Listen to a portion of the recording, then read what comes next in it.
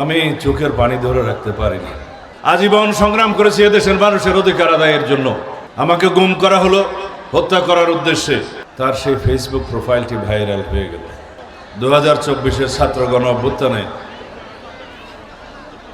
একটি শিশু বালক আনাস তার নাম বলেছিল, মা আমি রাজপথে যাচ্ছি, আমার সাথীরা জীবন দিচ্ছে, রক্ত দিচ্ছে, আমি ঘরে বসে থাকতে পারবো না।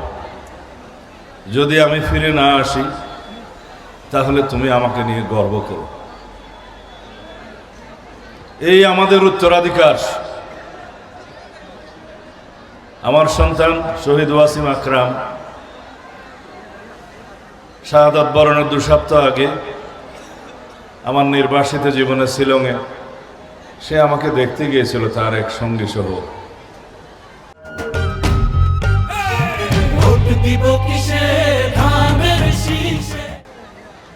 বলেছিলাম, বাবা এই বয়সে তুমি কেন পাসপোর্ট করে মা বাবার অর্থ ব্যয় করে আমাকে দেখতে আসলে? বললো, আপনাকে দেখার খুব ইচ্ছা ছিল, সেজন্য আমি এসেছি। আমার সাথে ছবি তুলল, ফেসবুক প্রোফাইলে সে দিয়ে দিল। যেদিন তার শাহাদত হলো, শাহাদত বরণ করলো, গুলিবিদ্ধ হলো রাজপথে, তার সেই ফেসবুক প্রোফাইলটি ভাইরাল হয়ে গেল। আমি চোখের পানি ধরে রাখতে পারিনি।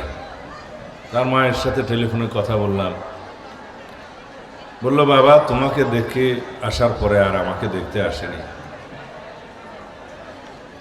এই আমাদের সন্তানদের বীরত্বগাথা কাহিনী। দেশের জন্য তারা জীবন দিতে পারে, রক্ত দিতে পারে। এই দেশ গড়ার জন্য তোমরাই আমাদের নতুন প্রজন্ম। আমাদের স্লোগান সবার আগে বাংলাদেশ। এই আমাদের নেতা, এই আমাদের দেশনেত্রী বেগম খালেদা জিয়া, তাদের হাত ধরে বাংলাদেশের জাতীয় পতাকা আজকে আমাদের নেতা জনাব তারেক রহমানের হাতে। সেই পতাকা আজকে আমি তোমাদের হাতে তুলে দিয়ে গেলাম। তোমরা এই বাংলাদেশের স্বাধীনতা, সার্বভৌমত্ব, গণতন্ত্রকে পাহারা দিবে, রক্ষা করবে। আজীবন সংগ্রাম করেছি এদেশের মানুষের অধিকার আদায়ের জন্য। আমার বাল্য জীবন থেকে আমি এখানকার যারা বাংলাদেশের অন্যান্য এলাকার মতো বৃত্তশালী ছিল কিন্তু চিত্তশালী ছিল না, গরিবের বন্ধু ছিল না, তাদের বিরুদ্ধে আজীবন সংগ্রাম করেছি। করতে করতে আমার সংগ্রামী জীবনের শেষ প্রান্তে দেশের জন্য, গণতন্ত্রের জন্য আন্দোলন করতে করতে, সংগ্রাম করতে করতে ফ্যাসিবাদ বিরোধী আন্দোলনের এক পর্যায়ে আমি গুম হয়ে গেলাম। আমাকে গুম করা হলো হত্যা করার উদ্দেশ্যে। তোমরা এদেশের মানুষ, আমার মা বোনেরা সবাই রব্বুল আলামিনের দরবারে মোনাজাত করেছিলে।